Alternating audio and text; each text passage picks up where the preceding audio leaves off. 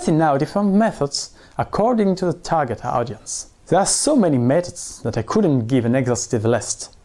The point is to see the most common methods. Repeated effort method was used by Zasiorsky in the 60s. The goal is to perform maximum reps with non-maximal loads. This is what most people perform with 5 to 10 sets, between 6 and 10 reps for loads between 70 and 80% of 1 RM. The common method is 6 x 6 with 80% of 1 RM. It is better in hypertrophy work, where we charge to develop muscle mass, and strength work. The number of reps is a bit too weak to be efficient on muscles, and loads are a bit too light to have maximal effect of strength. This is a good method for transition between muscle mass cycle and strength cycle. A very common repeated effort to gain muscle is the 10 x 10 method. It is a cycle of 10 sets of 10 reps. It is a very good way to build muscle mass. You have to be cautious with that kind of work. For example, if you start with a 10 RM load, you won't be able to perform 10 reps of 10 sets. The load needs to get adapted. The first possibility would consist in doing systematically 10 maximum reps and reducing the load in proportion. You can reach your maximum on the 10th rep or perform forced reps with a partner. Another possibility is to lift a 12 RM load and have latitude with weight in order to reach once 10 RM for the third or fourth set. Load can be reduced a little bit after this. This is a good compromise as the load has to be reduced. If we cannot perform 10 reps alone in every set and need help from partners for 1 or 2 reps, or if we stop at the 8th or 9th rep, we are still in the spirit of the 10 x 10 method. Drop set. It's a good method for congestion in the muscles. The purpose is to lengthen sets or the duration of a set after we reach our maximum. For instance, I do 10 reps of 60 kilos and after 10 reps I'm not able to perform any other reps. I remove weight from the bar and perform a few more reps with 40 kilos. I will do the maximum number of reps I can with 40 kilos. When I cannot lift any more this weight, I reduce to 30 kilos and do the best I can. This exercise can come at the end of the cycle to exhaust the last physical resources.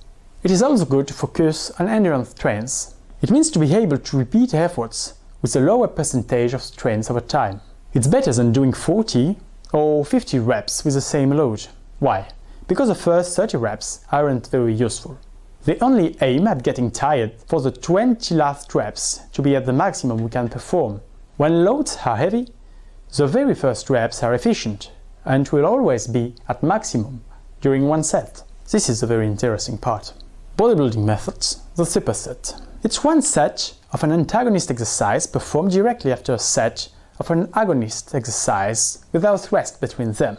Let's see an example with legs. A set of a leg extension exercise directly followed by leg curl. There is one exercise which focuses on quadriceps, whereas the following will be for hamstrings. This method is commonly used for arms. An example could be a set of biceps followed by a set of 4 triceps.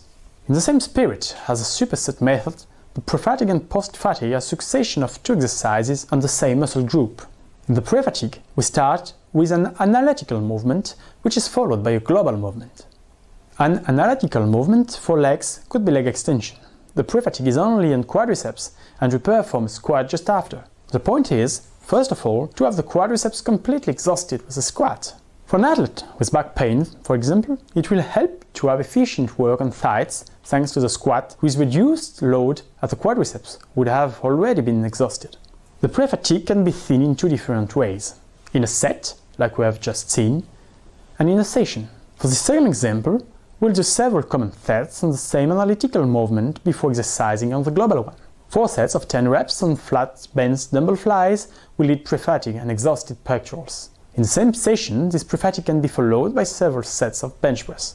For an athlete with weak pectorals, the main drawback is exhausting this muscle group would be that triceps or deltoids will gain in importance in bench press more than the pectoralis major. This is why it is very important to know strengths and weaknesses of people to train.